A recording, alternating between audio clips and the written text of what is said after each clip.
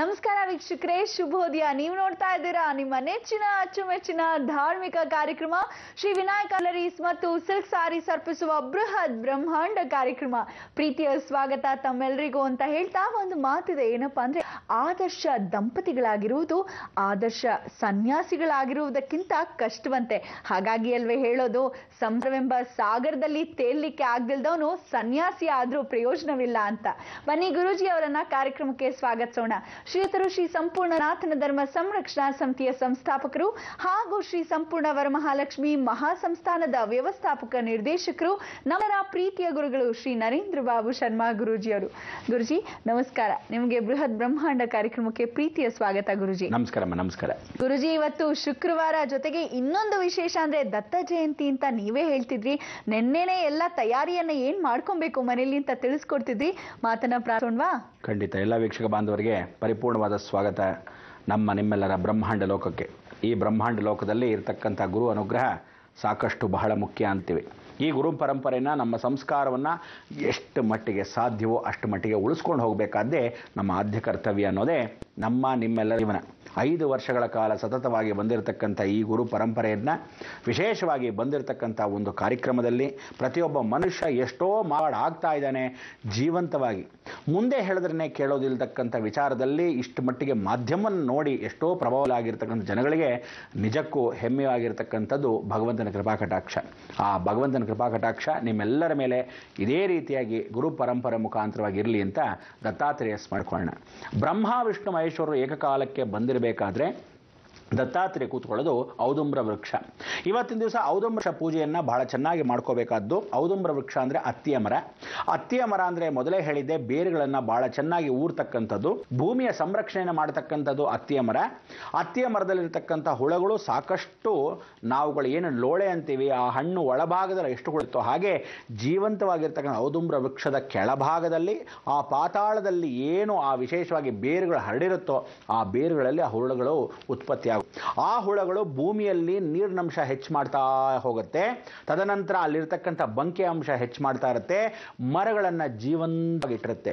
ಆ ಜಾಗ ಮರಕ್ಕೆ ಮಾತ್ರ ಸೀಮಿತವಲ್ಲದೆ ಆ ಸ್ಥಳವೆಲ್ಲ ಪ್ರಾಕಾರವೆಲ್ಲ ಶುದ್ಧೀಕರಣ ಮಾಡ್ಕೊಂತ ಆ ಹುಳುಗಳು ಹಾಗೆ ಓಡಾಡ್ತಾ ಅಲ್ಲಿ ನೀರು ಯಾವತ್ತೂ ಸ್ಥಿರವಾಗಿರಬೇಕು ಅನ್ನೋದು ನೀರಿನ ಅಂಶವನ್ನು ಭೂಮಿಯಲ್ಲಿ ಹಾಗೆ ಹೀರ್ಕೊಂತ ಇರೋದಲ್ಲದೆ ಆ ಜಾಗವೆಲ್ಲ ನೀರಿನಿಂದ ಹರಡುತ್ತೆ.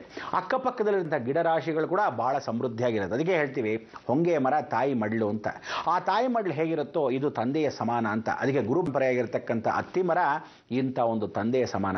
ಸಾಕ್ಷಾತ್ ತಂದೆ ಅಲ್ಲದೆ ತಂದೆಗಿಂತ ಗುರು ದೇವ ಅಂತ ಹೇಳ್ತೀವಿ. ಆ ಗುರುದೇವ ಅರಳಿ ಮರ ಅಂತ ಒಂದು ಅರಳಿ ಮರದಲ್ಲಿ ಮೂಲತೋ ಬ್ರಹ್ಮರೂಪಾಯ, ಮಧ್ಯತೋ ವಿಷ್ಣು ರೂಪಿಣೆ, ಅಗ್ರತೋ ಶಿವರೂಪಾಯ. ಆದರೆ ದತ್ತಾತ್ರೇಯ ಮರದಲ್ಲಿ ಬ್ರಹ್ಮ ವಿಷ್ಣು ಮಹೇಶ್ವರರು ಮೂರೂ ಸೇರಿರ್ತಕ್ಕಂಥ ಅತ್ತಿ ಮರದಲ್ಲಿ ಒಂದು ಅಂಶವೇ ಹೌದು. ಅಂಥ ಅಂಶದಲ್ಲಿ ನೀವೆಲ್ಲ ಬೆಳಗಿನ ಜಾವದಲ್ಲಿ ಈ ದತ್ತಾತ್ರೇಯ ಮರಕ್ಕೆ ಪೂಜೆ ಮಾಡ್ತಕ್ಕಂಥದ್ದು.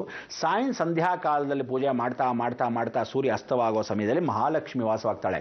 ಅದಕ್ಕೆ ಒಂದೇ ಮರದಲ್ಲಿ ಗುರು ಶುಕ್ರ ಇಬ್ಬರೂ ವಾಸವಾಗಿರ್ತಕ್ಕಂಥ ಏಕೈಕ ಮರ ಸಾಕ್ಷಾತ್ ಅತ್ತಿ ಮರ, ಅದೇ ಔದುಂಬರ. ಔದುಂಬರ ಅನ್ನೋ ದತ್ತಾತ್ರೇಯ ಪೀಠದಲ್ಲಿ ಎಷ್ಟೋ ಜನ ಜೀವಚರಿತ್ರೆಯನ್ನು ಹಾಡಿ ಹೊಗಳಿರ್ತಕ್ಕಂಥ ವಿಚಾರ. ಇದರಲ್ಲಿ ಗುರುವಾರ ಕಥೆಗಳನ್ನು ಹೇಳೋರು, ಗುರುವಾರ ದತ್ತ ಚರಿತ್ರೆಯನ್ನು ಓದೋರು, ಎಷ್ಟೋ ವಿಶೇಷವಾಗಿರ್ತಕ್ಕಂಥ ಔಪಾಸನೆಯನ್ನು ಮಾಡಿರ್ತಕ್ಕಂಥವ್ರ ಇವತ್ತಿನ ದಿವಸ ಜೀವನದಲ್ಲಿ ಗುರು ಮಾರ್ಗದಲ್ಲಿ ನಡ್ಕೊಂಡು ಹೋಗಿದ್ದಾರೆ. ಇವತ್ತಿನ ದಿವಸ ಎಷ್ಟೋ ಜನ ಕುಡುಕರು ಅಥವಾ ಸಿಗರೇಟ್ ಸೇದೋರು ಅಥವಾ ಜೀವನ ಹಾದಿಯನ್ನು ತಪ್ಪು ಹೋಗಿರೋರು ದತ್ತ ಚರಿತ್ರೆ ಮುಖಾಂತರವಾಗಿ ಇವತ್ತಿನ ದಿವಸ ಎಷ್ಟೋ ಒಳ್ಳೆ ಜೀವನವನ್ನು ಮಾಡ್ತಾ ಇದ್ದಾರೆ. ಗಂಡ ಹೆಂಡತಿಯರ ವಿರಸದಲ್ಲಿ ಜೀವನವನ್ನು ಸರಿಹೋಗಿರ್ತಕ್ಕಂಥ ವಿಚಾರಗಳನ್ನ ಮಾತಾರೆ. ಮಕ್ಕಳಿಲ್ದಿದ್ದವರಿಗೆ ಸಂತಾನ ಅಭಿವೃದ್ಧಿ ಆಗಿರ್ತಕ್ಕಂಥದ್ದು, ಮನಸ್ಸು ಚೆನ್ನಾಗಿಲ್ದಿದ್ದಾಗ ಪರಂಪರಾಗತಿಯಾಗಿ ಬಂದಿರತಕ್ಕಂಥ ವಿಚಾರಗಳು.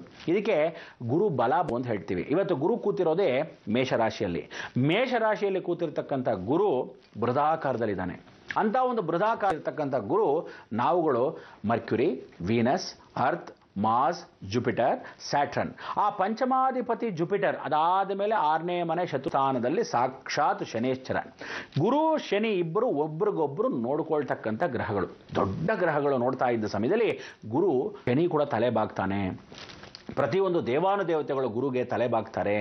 ಅದಕ್ಕೆ ಮಹೇಶ್ವರ ಕೂಡ ಅವತ್ತಿನ ದಿವಸದ ಕಾಲದಿಂದ ಬ್ರಹ್ಮ ವಿಷ್ಣು ಮಹೇಶ್ವರರು ಸೃಷ್ಟಿ ಪರಿಪಾಲನೆ ಮಾಡೋದ್ರೂ ಯಾವುದೇ ಯತಿಗಳು ವಸಿಷ್ಠ ಋಷಿಗಳು ಬಂದ ತಕ್ಷಣ ಎಲ್ಲರೂ ಎದ್ದು ನಿಂತ್ಕೊಂಡು ಗೌರವಿಸಿ ನಮಸ್ಕಾರ ಮಾಡ್ತಾರೆ. ಯಾಕೆಂದರೆ ವಸಿಷ್ಠ ಋಷಿಗಳು ಅಂತಲ್ಲ, ಆ ಗುರುಗೆ ಬೆಲೆ ಕೊಡಬೇಕು ಅಂತ. ಅದಕ್ಕೆ ಜಗದ್ಗುರು ಅಂತಕ್ಕಂಥದ್ದು ಪ್ರತಿಯೊಬ್ಬರಲ್ಲೂ ಎಲ್ಲರಿಗೂ ಗುರು ಆಗಿರ್ತಕ್ಕಂಥ ವಿದ್ಯೆಯಲ್ಲಿ ಜಗದ್ಗುರು. ಅದಕ್ಕೆ ವಿದ್ಯಾದಾನೆ ಕರಿಷ್ಯೆ. ಆ ವಿದ್ಯೆ ಎಲ್ಲಿವರೆಗೂ ಇರುತ್ತೆ, ಸರಸ್ವತಿ ಜ್ಞಾನ ಸಿದ್ಧಿ ಇರ್ತಾಳೋ ಆ ವಿದ್ಯೆಗೆ ಬೆಲೆ ಫಸ್ಟ್ ಸಿಗತ್ತಂತೆ.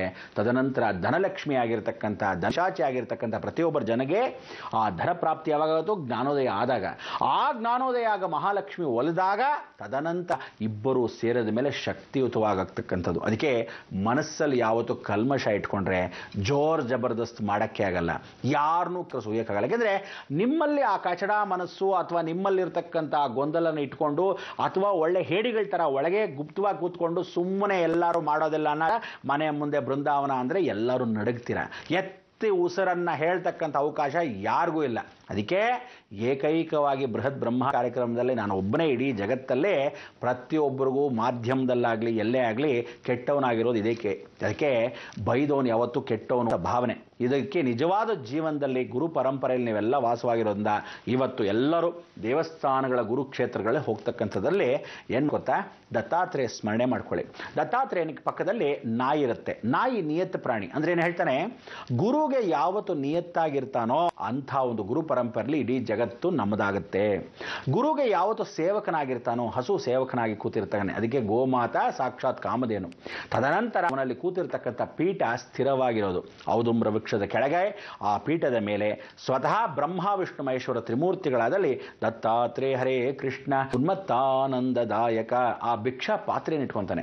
ಉನ್ಮತ್ತಾನಂದದಾಯಕ, ದಾಯಕನಾಗಿರ್ತಕ್ಕಂಥವನು ಉನ್ಮತ ಅಂತಕ್ಕಂಥದ್ದು ಒಂದು ಪಾತ್ರೆ, ಭಿಕ್ಷು ಪಾತ್ರೆ. ಭಿಕ್ಷು ಪಾತ್ರೆಯಲ್ಲಿ ಏನೇನು ಸೇರುತ್ತೆ, ದತ್ತಾತ್ರೇಯರು ಭಿಕ್ಷೆ ಹೇಗೆ ಬಿಡ್ತಾರೆ, ಅವರಲ್ಲಿರ್ತಕ್ಕಂಥ ಆಯುಧಗಳೇನು, ಈ ರೀತಿ ಗುರು ಪರಂಪರೆ ಸಾಕಷ್ಟು ವಿಚಾರದ ಒಂದು ಕಥೆಯನ್ನು ಕೂಡ ಹೇಳ್ತೀನಿ.